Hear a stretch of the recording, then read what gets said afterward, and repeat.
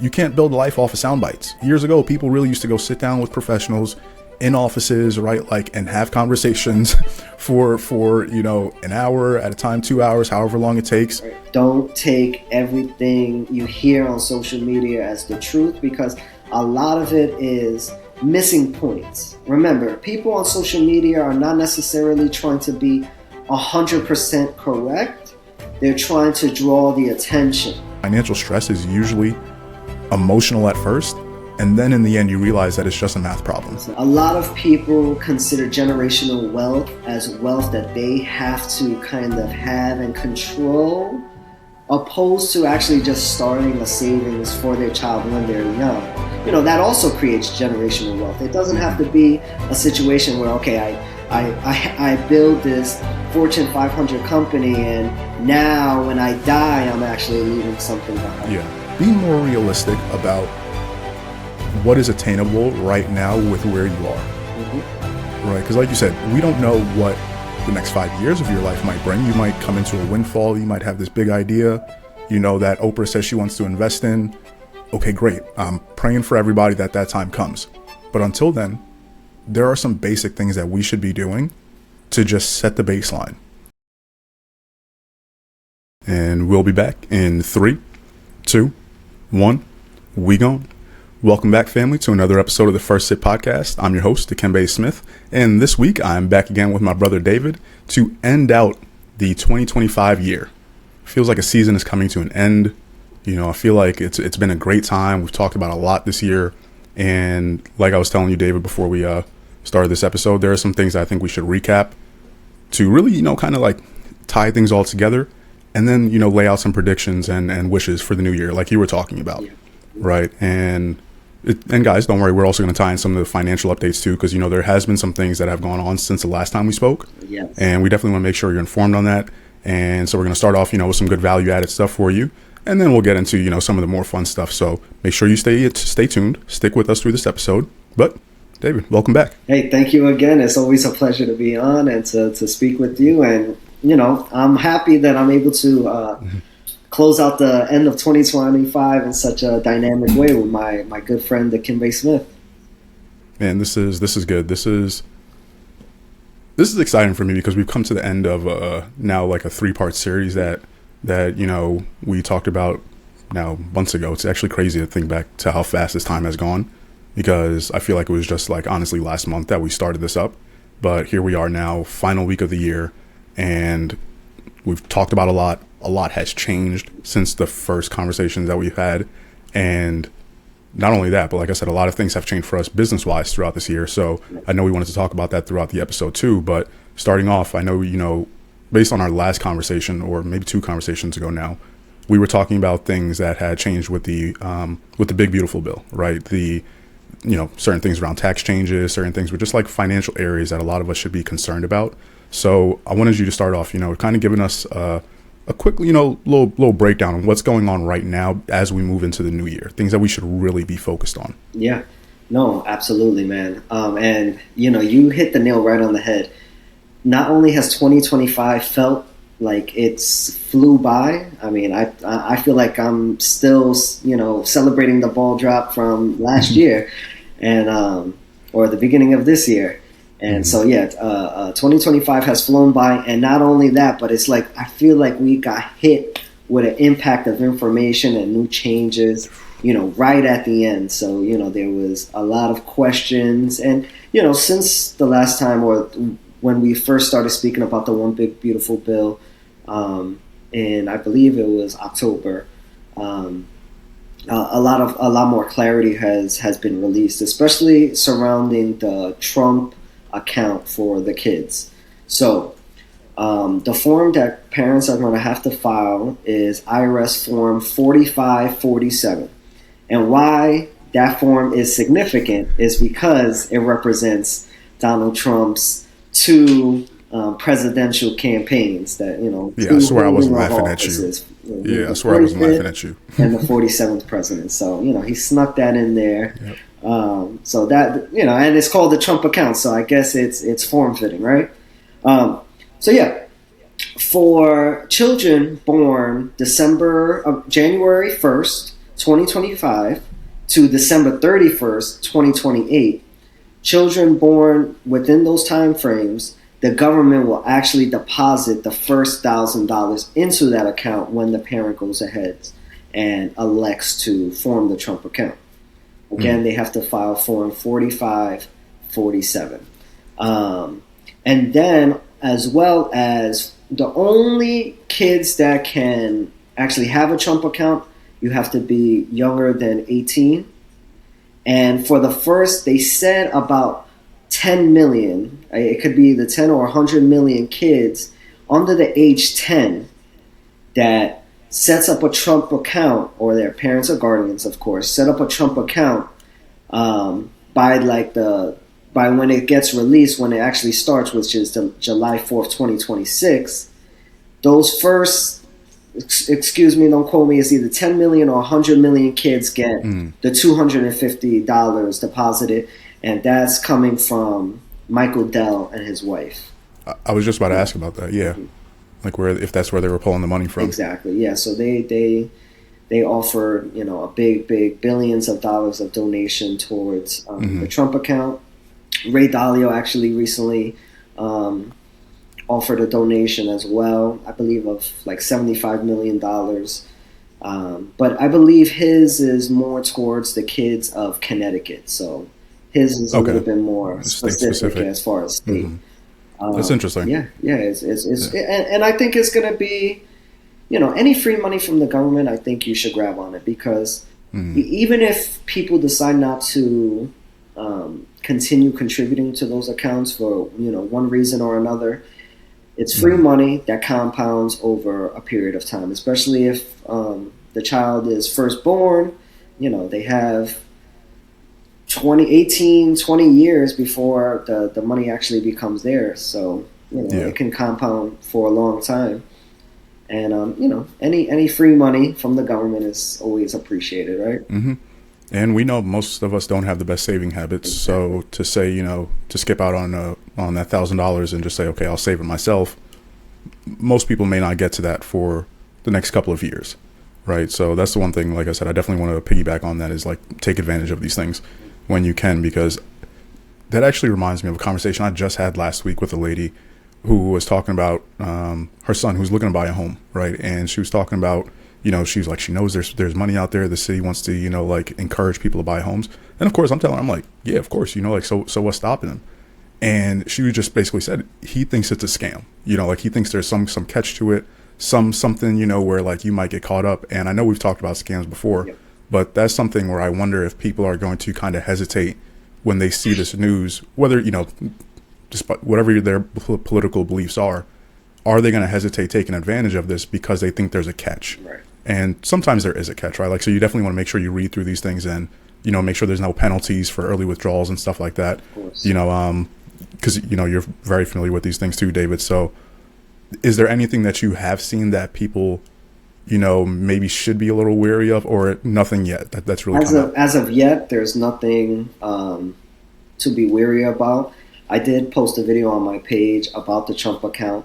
One thing that I find very interesting, and it's definitely a conversation that I'll have with my own clients as well, is employers are able to contribute to their employees or their employees' own Trump account. So let's say I have my own business and I decide to hire my kids as an employee of my company. I'm able to contribute to my own kids' Trump accounts because technically they're my employee or they're the kids of my employees, and the business can take a tax deduction on it. So, when you're able to, kind of double dip in a way, you're saving for your kids, you're getting a tax deduction, that's very, very helpful. Yeah, I like that a lot, because that's something I've learned too in the past couple of years that people do. They hire their kids into the business. You pay them some sort of salary, but you also put that in an investment vehicle, right? Whatever that vehicle might be for them. But now having this Trump account, that's a whole different. I didn't even consider that. That's really interesting. Exactly, and I felt like I haven't heard anyone say that yet. So being able to say it and kind of put the seed out there, I felt actually pretty excited about that. But Yeah, and that doesn't stop from the kids having other type of retirement vehicles, as like, Hmm. again, back to the example of um, hiring your own kid for your business. That's earned income. So what you can actually open up with earned income is IRA. So I mean, if you can max out contributions to the IRA, max out contributions to the Trump account, which I believe the cap for that is $5,000. That can come Okay. in, from many different, resources. The Hmm. employers. It can come from the parents. It can come from grandparents. Obviously, not the IRA, because that has to be paid with earned income Hmm. from the individual, um, but the Trump account. So imagine being able to max out both of those. We're talking about, as of right now, we're talking about what, 12,000, 12 and Hmm. a, $12,500. That's a good start for savings, and that can build over time. And if you do that, rinse and Yeah. repeat, do it every year. By the time you contribute until they're 18 years old, Shoot, by the time they're 12, they'll have a exactly. nice little nest You egg know, there. and that's it. It kind of jumps us into something that I did want to say in our conversation is really the idea behind generational wealth. I feel as though a lot of people consider generational wealth as wealth that they have to kind of have and control, opposed to actually just starting a savings for their child when they're young. That also creates generational wealth. It doesn't have to Hmm. be a situation where, okay, I build this Fortune 500 company, and now when I die, I'm actually leaving something behind. Yeah. It doesn't have to wait until death, for you to actually start tucking money away to create the generational wealth. As long as you leave Hmm. something behind for your heirs, it's considered generational wealth, right? I don't,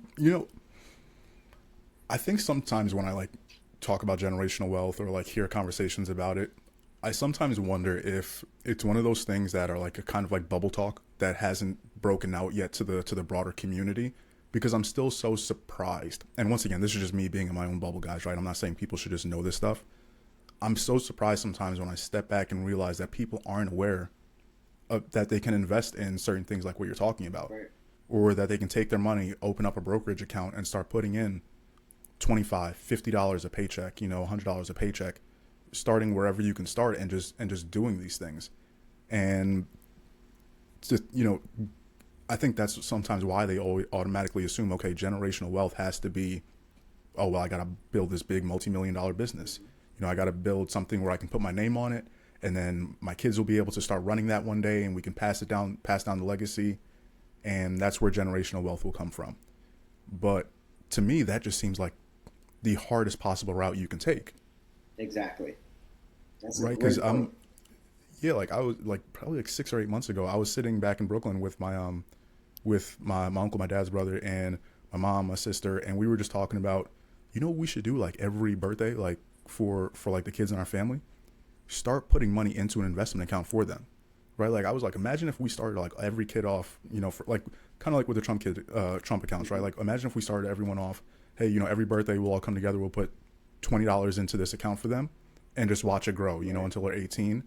And then when that time comes, if we, if they need guidance from us on what they want to do with their life, they have a real starting point to go off of, right? It's not dependent on anybody's business or whatever else they can really pass down at that time, how much their net worth is. It's just like, no, let's just do a simple system and just put it on, like you said, rinse and repeat. But I don't think a lot of us just appreciate how, simple and fruitful that can be. Exactly. You hit the nail right on the head, man. I mean, I think that's such an excellent point. You- Let's start. The Einstein of Wall Street Mm. says this a lot. Buy stocks, not stuff, and I couldn't agree more. Because the stuff is going to be, short lived.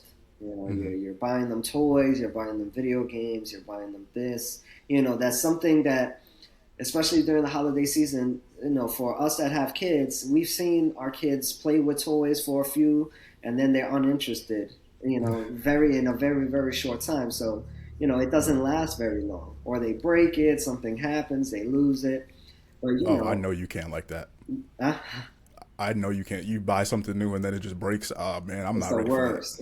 that. Within 5 minutes, oh man, it's the worst. I'm And not my ready for that. my son, he's a professional toy breaker. He Oh breaks it man. very quick.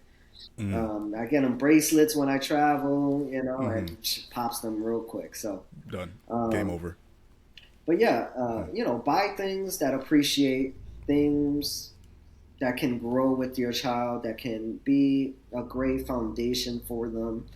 We're too materialized, and if we kind of pull away from being materialized, we actually see the importance of putting money away for later. Because mm, our hopes are is one day you're not going to be here and your child still will be. That's our hope, right? So hmm. we should prepare them for when we're no longer around, so we can best situate them, or get them into the best schools, get them into the best after school programs, things that can help build their brain, help develop them into great people one day. Yeah, I like that.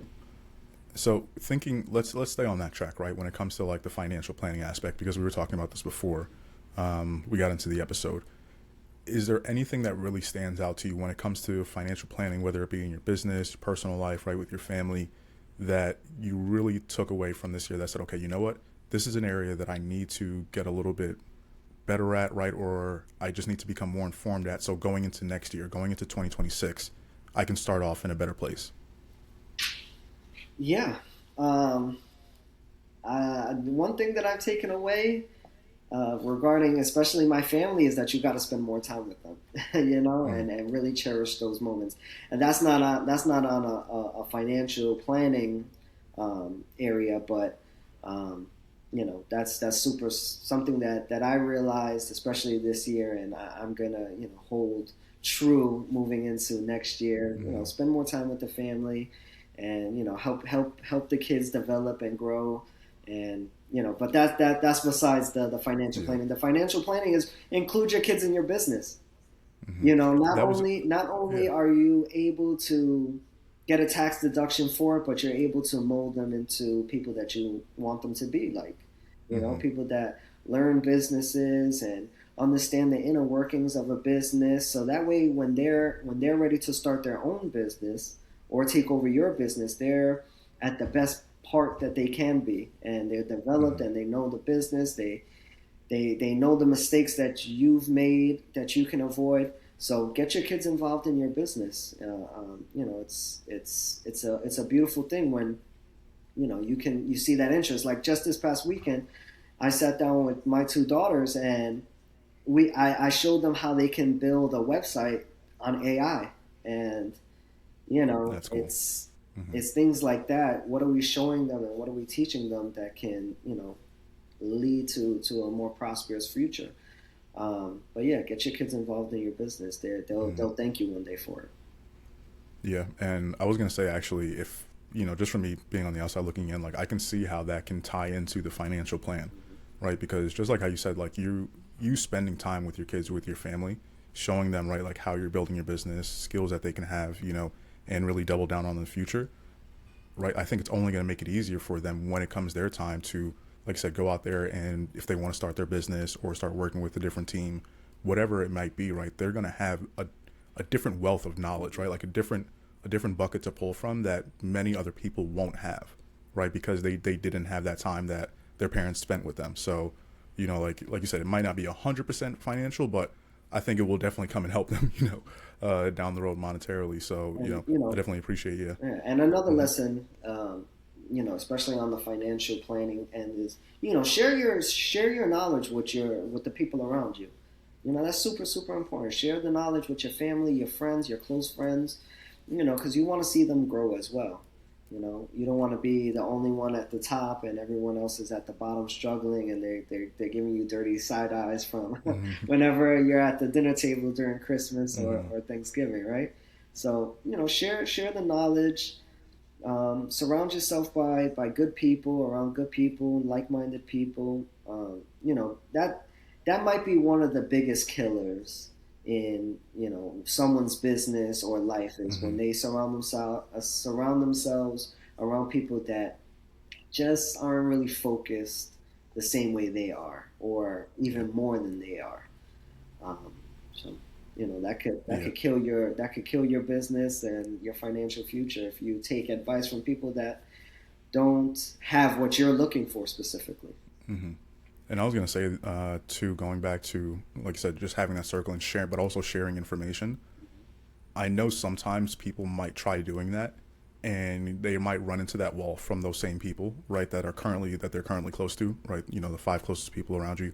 They might run into a wall where these people are just like, bro, I don't care about this information, Yeah, right? Like let's talk about something else. right. And for me personally, I was just talking to my brother yesterday, 2 days ago, about this, about how much I wish more people would just get into personal development Hmm.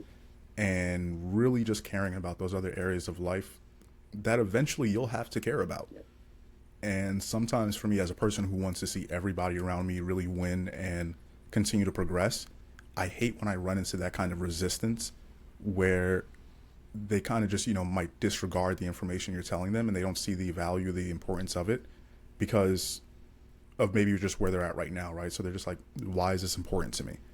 And like I said, it really gets me sometimes. So I know somebody might be hearing that and being like, bro, I've tried telling them, oh, we should do this, this, and this, and they still don't want to do anything year over year, right? So that I don't know if like that's something you've experienced, but I most. always tell people like that if that's something you're dealing with, you might have to put yourself in new settings, new Yeah, environments, right? Not to cut off your friends and family, but put yourself in a new setting where you can have those conversations, you can bounce those ideas off of new people who are actually interested in it. yeah, and So yeah. I talk to my people a lot, and I really, really push the envelope that education does not end in high school. I've said this on this podcast before Yeah. many of times. Education does not end at high school. You have to keep learning every day. If not every day, every year, more and more. Even if you're Hmm. just a small percentage better or more knowledgeable today than you were yesterday, that's going to compound over time. Too many people want to shut off education after high school, and you know I don't know. I don't know if that's a good plan. I mean, if you listen to Elon Musk and Bill Gates, they're saying that in 10 years, work is going to be basically optional. So, do we Yeah. actually have to continue learning? Right? We're at Hmm. that point where AI is kind of, really, really taking a foothold on the world, and maybe Yeah. I things think will be that's where people optional. I the don't I don't know, but I don't see yeah. how wealth can be created when people are not working. Exactly. And that's the thing where I do think there's going to be a certain level of UBI, like universal basic income, Mhm. when that time comes, because people are probably just for the average person is probably just going to get to a certain standard of living where things are really taken care of you for you because of how much technology has just become so efficient, right? You have robots, AI. Mhm. There's not a lot of work that might need to be done, right, from the regular person. So, what does that leave you to do? And for me, I think that's where the divide is really gonna grow because now you're gonna have the people who can really interpret information, right? Like articulate certain things, come together with different ideas, and start something from zero, and bring it to life. And then there's gonna be the people who are just stuck in like a state of consumption, waiting for those creations, right? And they're the ones who are just gonna have the basic income. But the ones who are like, I know you were talking about, you have some, there's some things that we're always working on in our business, so Yes. that's just how our Mhm. minds work, right? Yeah. And for us, I'm just like, okay, I really see how that this future is going to work out, right? It's going to be like how Tony Stark is in Iron Man Mhm. when he's sitting in his lab and he's got like this thing up there, right? And he's Right. like, all right, talking to his AI, he's like, all right, cool, let's launch that idea. I'm really excited for that future for us, right? Because we're, like you said, we are constant learners. Our curiosity never ends. Right. But for the people who are just sitting back waiting for, okay, what do you got for me today? That's who I worry about, right? Mhm. That's Mhm. part of the reason why we started this podcast years ago now, is because during the pandemic, a lot of us were just sitting around waiting, trying to figure out, okay, well, when am I going to be able to go out and meet people again? When am I going to be able to, figure out what my next step is for work, or how do I figure out, money? And there was just so much fog, right, and just so much in the unknown. And it was like, okay, like we really need clarity to like be able to move forward and to be able to do these things, because without it, we're just going to be sitting here waiting for whatever comes next. And I couldn't do that. I know that's not the type of person you are, No. right? So I'm just like, hey, keep learning, guys. I know it seems like a lot, but 5-10 minutes a day of reading, you know, here and there, whatever topic really stands out to you in the moment, just dive into it and say, okay, what can I pull from this? Because you will learn something and you will become better for it. I'm telling you, like me 10 years ago, didn't think I would be saying this stuff now, but I'm very thankful for the people who guided me and, you know, kind of forced me to make a change when I needed to. So, yeah. But I Absolutely. think also, Yeah, yeah. yeah, man. Um, and I'm excited. I'm excited for what the future holds. It looks bright. It looks very bright. You know, I'm hoping for a big year in the market this year.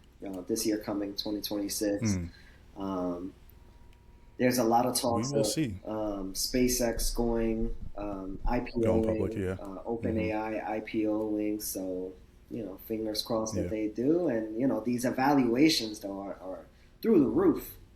Oh my I gosh. mean, the numbers that are being spoken in today's day and age is like Hmm.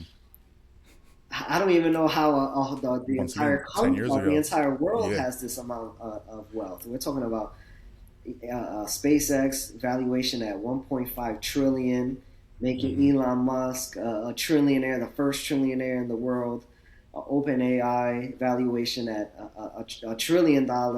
Hmm. So it's these numbers are crazy. It's crazy. Yeah, it feels like just yesterday we were talking about like the first $1 trillion company, right? And now people are talking about like, oh, you know, Apple, you know, Microsoft, like you got these people competing, and now it's like you got five, six, seven, Yes. you know, that have popped up in the last 2 to 3 years, which is insane. And that to me, like I said, is somebody who just is gotten a lot more interested in this stuff the last couple of years. I wonder where it stops, right? Like, is there going to be a cap where the valuations kind of say, okay, now this is as high as it can go, or is this thing just like a rocket ship that's going to keep going up, you know, up and up to space, like people talk about Bitcoin, Well, you know? you know, it's interesting that you brought up space because you know, based on a lot of, I heard this one interview where this gentleman was talking about Elon Musk, and you know, Elon Musk is really trying to go to space and build another planet, basically. Hmm. You know, Yeah, build life on Mars. You know, yeah. and you think back when you're a kid and you see the sci-fi and you hear, oh, there may be life on Mars. That's where the aliens come from. He's really trying to build life on a different planet, and you know, when you start looking at all the projects that he's been part of, robots, you know, underground tunnels, self-sustaining solar power, when you start looking at his big picture and connecting the dots, you know, this is what the man is really trying to do. He's trying to build rockets Hmm. to he's trying to build rockets to send people to space or to another planet, well, not even people, robots, so that they can start building these Yep. underground tunnels and building the solar plants. So it's, you know, I'm really excited for the IPO if SpaceX does actually IPO in 2026. I'm Hmm. excited for that. You know, Yeah, I feel like we could have a whole different podcast just about space yeah, in and of itself, because I am, man, there are some crazy things that they talk about and that they are working on, mhm, right? Not even talking about it. Like you said, a lot of this stuff that we saw in sci-fi movies is life now, and it is coming to life. it is. Because, you know, not only think about like building on Mars, but did you see about their plans on launching like the data centers right into space Yes, so that they can use like the solar panels to just feed off of the sun? you So know. instead of like just Mhm. being here on Earth, yeah. One of my, I am so totally, and trust me, I know nothing about them, but just the Me thought either. of satellites, I am like Yeah. so fascinated. Like, there are people smart enough to build a satellite, something to shoot out of the planet and actually move and stay and you know use the data. I mean, you know, making sure that it doesn't just get blown away. I am fascinated. I'm fascinated Bro, by the idea of satellites. There, it's crazy. It really is one of those things that I just sit there and I'm like, damn, I don't know if I'll ever figure this out. Right. Yeah. Like there are, like you said, there are people who really get this, but I am not one of I them. am not. I will just sit, I'll just sit here and just be I'm fascinated by it. fascinated. I am Yep. Yep. fascinated. But yeah, definitely a lot of changes, things coming up in the market next year. Staying on that note too, because I did want to update people, guys. Like I don't know if I recorded my last episode, man.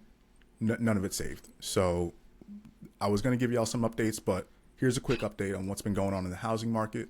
Because if you did miss the news, the Fed went ahead and made his third cut in a row to end out the year in December here. And this is something that we were really looking forward to, but also going into next year, it's setting us up in a good place because not only did he do that, but they're planning on going and starting to buy back treasury notes again. So this is something that we've seen before. And some people may not like this, but this is usually what happens when you start seeing like quantitative easing again, right? Like when they start saying, okay, we're going to start pumping money back into the market, right? So we can start getting things going again, get rates down, like really getting stocks. Like that's the stuff that you see. And I believe the number they were talking about was about 40 billion a month to start off, right? So when you're seeing that, like this is where when I'm talking to my, the lenders that I work with, when I'm sitting there and like reading this information, this is something that's really exciting them because we might start seeing rates go again into the fives, in that region, probably by next summer. And if that happens, then that completely changes the game for people who are looking to buy a home, refinance, anybody just in that area. And, like I said, I know from the financial advising aspect, like that is something that a lot of people have been sitting back and saying, okay, well, I got to wait on certain things to change, especially with this high interest rate environment before I go ahead and do anything with my money, right? Before I go ahead and make any moves. So let me take a year off. Let me take 2 years and see what happens. So like I said, this was some news that I was really excited to see and to hear him. But once again, they are still worried about inflation going up next year. So when you put those two things together, right, you worry about like how the affordability is still going to hit people, even if these cuts do come, because are we going to be in a place where people can't really go out and take advantage of these low rate environments now? So I don't know if if you were really following that or if you had any notes on that. But absolutely. A lot of the older generation are they're probably dying to downsize and give a nice 3-bedroom house to a family that can actually utilize it now that they're up there in age, or maybe their kids have grown up, and this might be a really great opportunity for new buyers, especially new families, to go ahead and purchase their home because more people will feel more comfortable letting go. I mean, a lot of people aren't trying to let go of their home because interest rates are so high. So why sell and then get locked into a mortgage where I'm paying 7%, upwards of 7% interest rate on a new property? Yeah. And I could just stay here. Let's wait it out a little bit more, and maybe in the future, in a couple of years, we can let go. So, if interest rates continue to be reduced, then that's very good for the new upcoming family, people that are trying to buy their first homes, because more people, more older generation will be looking to let go and downsizing, maybe going down south and hitting the beach in Florida, South Beach. In a much warmer place than where we are right now. Exactly. Because man, this is I'm about done with up north in the winter. So y'all might see me speaking about 2026 wishes. I might start spending the winters down in Guyana. That's beautiful. So that might have to be the move. You're going to be an official snowbird. Yeah, bro, I'm close. I think I'm close to it. Give me a couple more years and I'm done with this cold. Yeah, that's it. I wish I had that flexibility. I did spend some time in Florida 1 year during the pandemic. My family and I kind of uprooted to Florida. Okay. And trust me, there was some things that were calling us back up north for, but the weather was definitely not one of them. I miss the sunshine every day. I'm not a cold fan at all. Nope, never will be. No. Never will be, man. I can't do this part. But I did want to go back to what we were just talking about there, about the housing, because even with, like I said, with these changes and stuff that are coming up, I think one thing that a big lesson that I took away from this year was how important discipline is, right? No matter what's going on with the news, no matter, the ups and downs of the markets, however you might feel emotionally, you really have to have a level of discipline to steer through all of the noise, because that's the only thing that's going to put you in a position to take advantage of any of this, right? So like you said, if we're talking about refinancing, once those rates come, if you're looking at downsize, you want to get a next home, you're looking to buy your first home because your family's expanding, none of this matters if we can't do the basics, right? Like if we don't have the discipline that's necessary to get us to that point. And for me in my business life, like that is something that I've really had to wrestle with for the past couple of years, because you don't have anybody on top, over the top of you, to tell you, hey, this is what you need to be doing every single day, right? This is what you need to stay away from so you don't get distracted from what you need to be doing every single day. And like I said, whether that you guys want to apply that to business, personal life, your finances, it is going to be one of the biggest things that I personally believe changes the game for you. And if you continue to do that, like discipline compounds like no else, like we were just talking about, right? Like that's the thing that just sets you apart from everyone else. So that is one of my biggest takeaways. And I felt like it was just a good area to plug it in there, because I do talk to a lot of people who want to buy a home in the future, but I also talk to them about, hey, right now, let's also make sure we're still paying our credit card. Make sure you're still saving money, because when that time comes, and if your credit score ain't right, if you don't have the savings that's necessary, right? If you don't have any money put aside, then we're still back to where we were, and it's still like as if we're still in a high interest rate environment, because you're just not going to get the best resources, right? The best things to take advantage of. So please just do the work. Yeah. Please just do this the work. discipline will build your fortune. It doesn't always have to come with hard work. It doesn't always have to come with decades of hard work. It could just be discipline, maybe cutting back on some of those expenditures that we spend money on, some of the, maybe it's okay to miss a good time here and there, or it's okay to skip that vacation this year, to give yourself more time to save up for it, over a span of years, opposed to just, one after another, or Bro, I don't know if I told this story just before. even eating out, spending money, spending that extra few bucks on that coffee in the morning from Starbucks. We gotta live below our means, and that's what creates wealth. The wealthy, I mean, obviously there are many wealthy that built companies that brought them to being wealthy, but we have to be honest with ourselves as well and say, not saying that it's impossible, but it may not be your time. And we also can't compare ourselves to the select few. There's not a million Elon Musks walking around. There's not a million Bill Gates walking around. These Mark Zuckerberg. People that just were a little bit more intelligent and a little bit more special than the normal everyday people. So a lot of the advice that I speak to people about is just realistic, within their means, below their means, working with the money that they already have, opposed to trying to create money, because it's harder to create money, especially when you're working a 9-to-5 job. If you don't have that discipline or that real wants to go ahead and start your own side business or business to add on to your W-2 employee position, then you got to work with what's guaranteed, and the only thing that's guaranteed is what you're making at your job, right? So, I stress this a lot to my clients. Let's work with the money that they have. Let's invest. Let's get our budgets together. Let's focus on building the emergency fund, the short-term account, and then your long-term savings.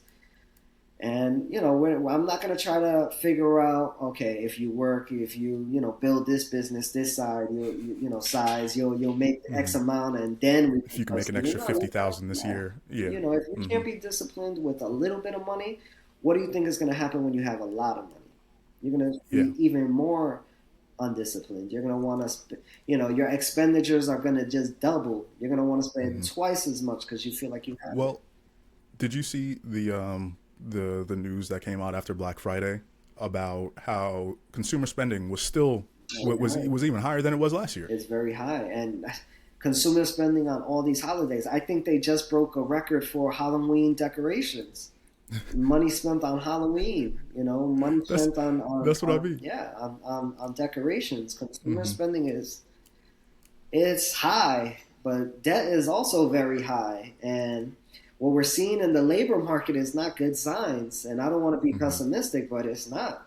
Well, no, I that's think there's yeah. more layoffs this year in 2025 than ever Oh yeah. Oh yeah, yeah. in Because recent and I think years. people forgot about the beginning of the year with Doge, right? How many jobs were cut, Yeah. especially from the government, in right in the first 4 or 5 months of the year, and the government was one of the biggest employers 2 3 years ago. Right. And So like, even private yeah. companies, they're doing their Hmm. layoffs. But, I understand that a lot of private companies do this, or even public companies, they do the layoffs towards the end of the year so that they can, stay within their budget for the year, Yeah. and it's more on a layoff type of basis rather than actually Xing someone out.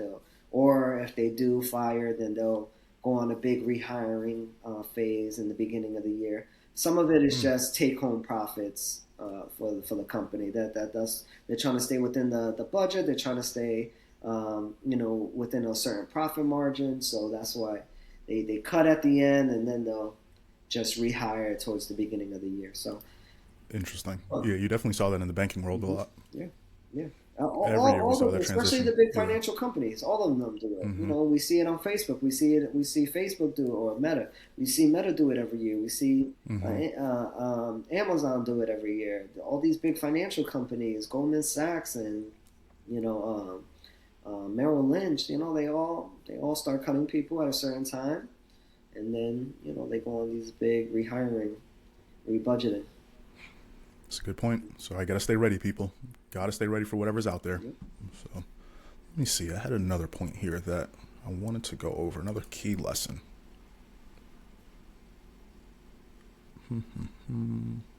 We've touched on a lot, and Oh yeah, yeah, yeah. this three Oh, here we day go. episode extravaganza has been great. I feel like we've spoken, some really good truths, not only about our own individual businesses, but great takeaways for a lot of people out there. One takeaway one thing that I would like to also speak about for the Hmm. people out there is the importance of life insurance. Mm. 60% of Americans say that they want to have life insurance, but they don't. And Mm. that's a staggering number. That's the majority of the country. Well, And I don't think people think about it until like we were talking about before, until it's too late, yeah, there's right? there's no way to get Hmm. life insurance when Hmm. it's too late. Hmm. You're unfortunately already gone. So you're leaving your family with burdens. And I'm a big believer in term life insurance. I'm not. Yeah. I Hmm. think when you start getting into universal life and cash value life insurance, things get cloudy. Hmm. You might be signing a policy that you really don't know what's inside, and a I lot think of that's where people people start losing trust want to with it. go, oh, I'm going to borrow against my own life insurance. Hmm. But when you ask them, okay, if you needed money right now, where are you going to go for it? Oh, credit cards. I have Yeah. some savings. So then you're not going to borrow against your life insurance. So you're paying three times as much for this policy when you can get a smaller premium for maybe even more coverage through a term life insurance policy. So and I like term insurance because I believe in the rule of decreasing responsibility. If I'm a 30-year-old guy and I get, I have my first child and I get a 30, in some states is as much as 35-year term policy. Hmm. By the time, if in 30 years, when I'm due to renew my policy, if I want to or not, my child is already 30. So Yeah, I don't I agree. have the same responsibilities that I did when they were first born. Hmm. So do I really need full life? Do I need coverage for my entire life? Maybe not. Maybe not. I guess everybody's individual plan is, subjective to what they're looking for. But Hmm. if you're trying to get life insurance and you don't want to break the bank, it's important to have Go with a term insurance policy. And that's Yeah, what we do. that was the same kind of advice that I would give when I was still working with New York Life, because that is, you do hear a lot of that from people. It's like, oh, you know, you should. What about that whole life stuff, right? That I could tap into, right? I know people say I can borrow against it, or I can just invest in it, and then never invest in it again, and then it'll set me off. You know, I can build your own bank. All those, right? Like all those taglines that you hear in the industry, and then once again for the regular like everyday person, let's just get you set up with the basic stuff, right? Like let's not Exactly. overthink this stuff. If you want to get deeper into it, once you got the basics, Right. cool, right? But let's just start off with our first sit, right? Like Love it. let's just take a little bit here, right? Move into it, and then once you really enjoy it, keep diving in a little bit more. Shout out to the But first sip. yeah, thank you.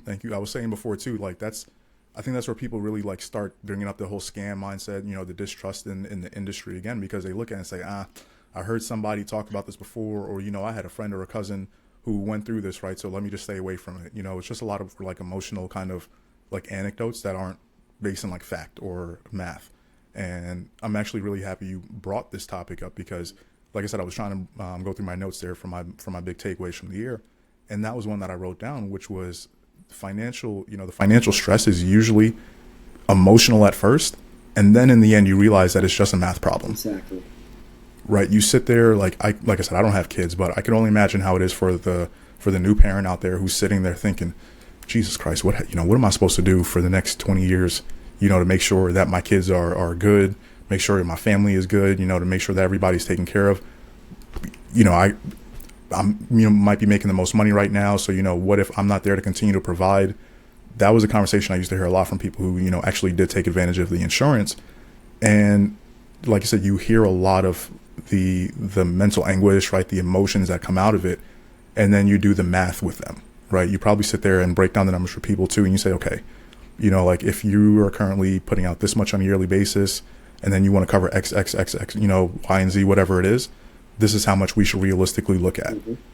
And being able to take a step back, break it down, and look at it that way, I think gives people that, like that we were talking about before, that clarity that you really need to keep going forward and to just stick to a plan, right? So That's exactly yeah. what we do. Hmm. You know, in my company, we do what's called the financial needs analysis. So we take into account everything: your revenue, your income, your expenses, your debt, your future wishes and plans. You know, children. You know, their the wishes for their college career, where you want them to go to school. So we input all of those figures and we come out with a total of what's a good life insurance amount, a good policy coverage amount that you should have, and you know obviously we'll see if you know the premiums fit within your budget, and we Hmm. also look at other investments that we can make to help speed up the process to help that money grow because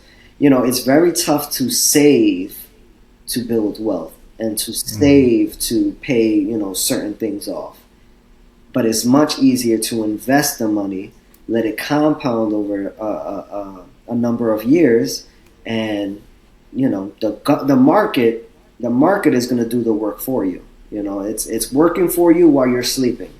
And you know, back to the point where you was discussing, oh yeah, build your own bank, and all the Rockefellers did this. Well, Yeah. you know, unfortunately, you're not the Rockefellers, so you know, Sorry to break you it know, to you. sometimes you gotta, you know, talk to people like that. Like, well, you Yeah. know, Hmm. unfortunately, your family is not the Rockefellers, so Hmm. maybe their plan is going to be very different from what your plan is. Let's be realistic. That goes back to you know being realistic in what you have, where you're at, and making the decisions based off of you know. I've seen people. Oh yeah, let's get you know, oh no, you know, I want to get this universal life. I hear about the building your own bank Hmm. and this and that, and I'm, you know, then I feel like nothing happens after that. They talk about No, it and then they never never. pull the trigger, and now you're just wasting more time. The older you get, the higher your premiums are going to be. So you might as well start as young as possible, you know. And again, that rule of decreasing responsibility, you're not going to always need to keep that coverage. So if you get if you get a 30-year term insurance, and by the time and your child was just born, by the time your policy is up, they're 30 years older. So they should already have a foundation that they've established themselves. They should already be through college. They should already be in the workforce. So we're talking 30 years, 35 years. So again, it just people have to be more realistic. Don't take everything you hear on social media as the truth, because a lot of it is missing points. Remember, people on social media are not necessarily trying to be 100% correct. They're trying to draw the attention. They want the attention. They want the like. But what I've seen a lot is, okay, I'll say this because I can say it, because what I'm saying may not be a lie, but it's not the whole truth. Yeah. Not every detail about how to get there is released, because when you really look at financial products, especially, it gets very confusing. So that's why they're making people over in China get licenses before you speak on social media and like YouTube and stuff. You should be licensed for sure. It's only a matter of time until it happens here. Verified accounts, and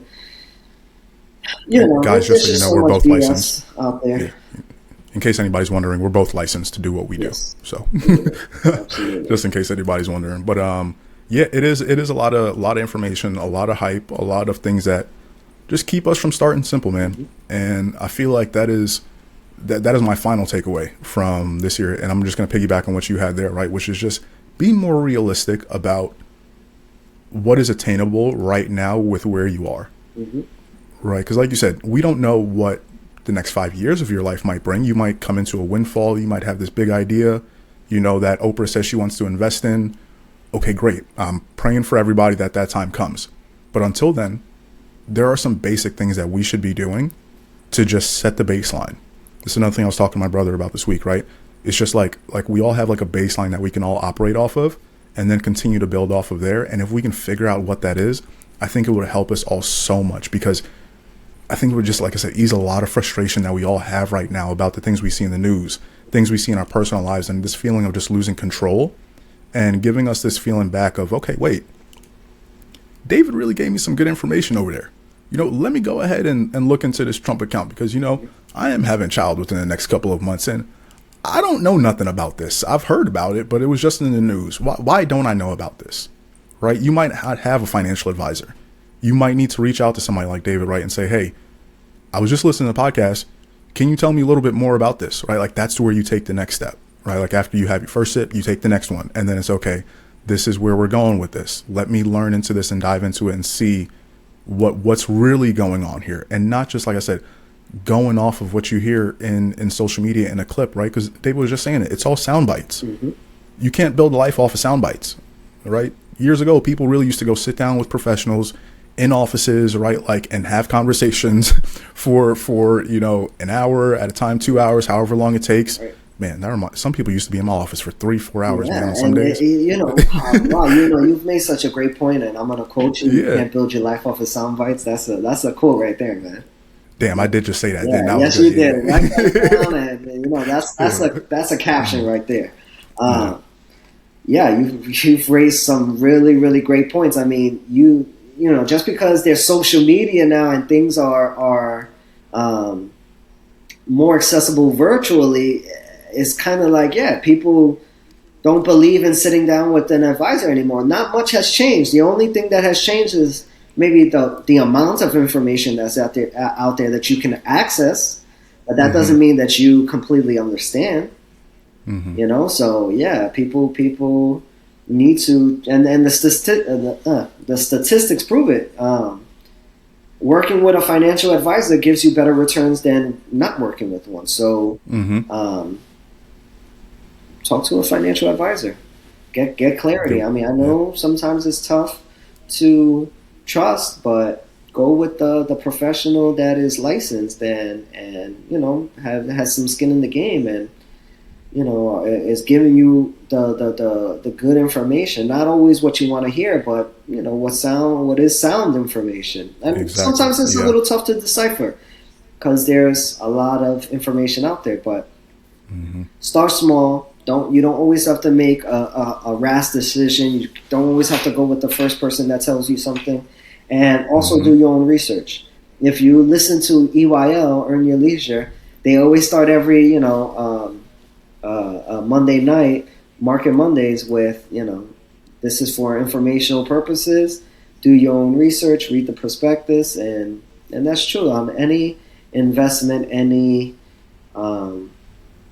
financial route that you want to take. There is going to be some work that you have to do yourself.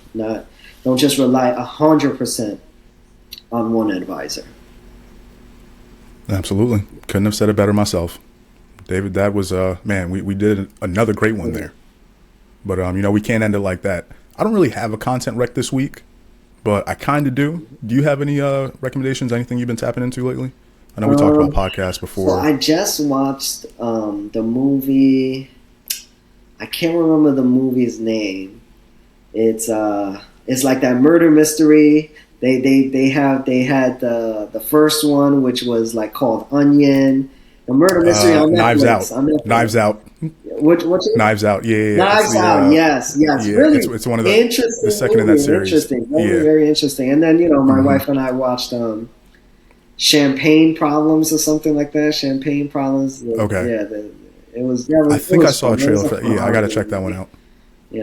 I got to check that out. But I did see Knives Out, so I might just go with you there on that recommendation because that was good. It was good. And yeah, this was a completely different setting, right? Like had more to do with like a murder mystery that happened in a church, and it was good. It really had me just locked in the whole time. Yeah, and it was a little eerie at times too. I'm like, oh yeah, has a little bit more to it than the first one.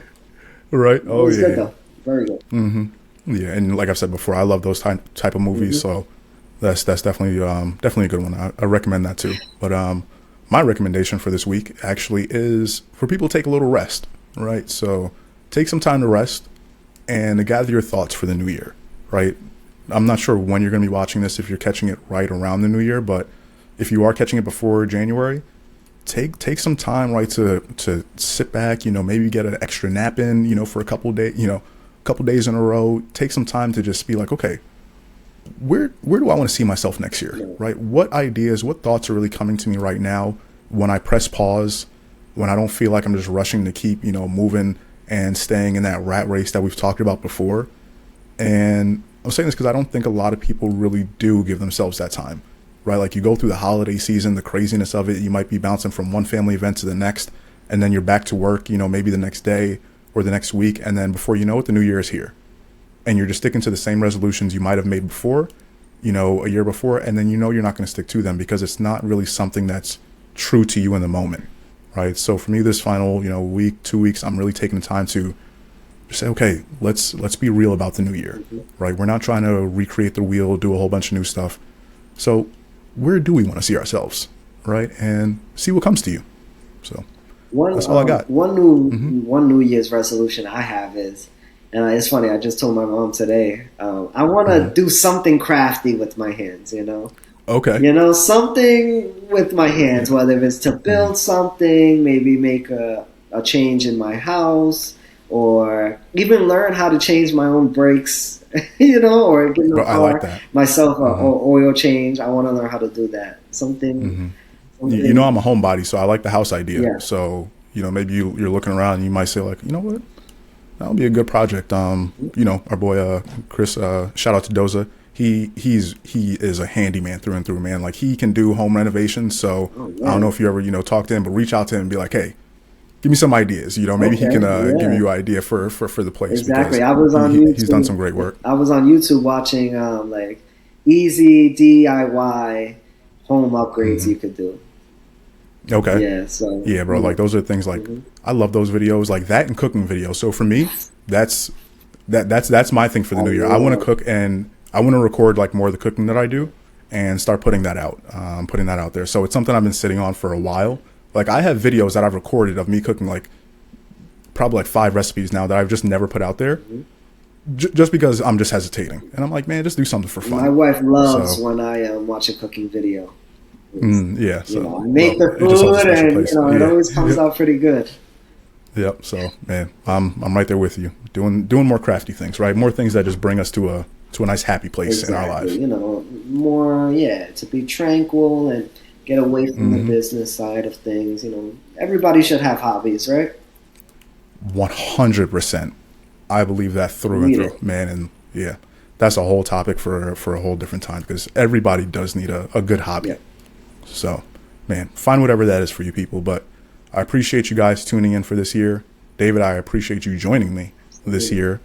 This has been beautiful. This has been great. We've shared a lot of value. You guys have been tuning in week after week. I know there's been a couple weeks I've missed here and there, but that is something that I'm going to continue to build on next year and to keep the momentum going because I'm very proud of what we've done this year and what we're going to continue to do moving forward. So, guys, like I always say, until next time, stay tuned, stay curious, and as always, enjoy your first sip.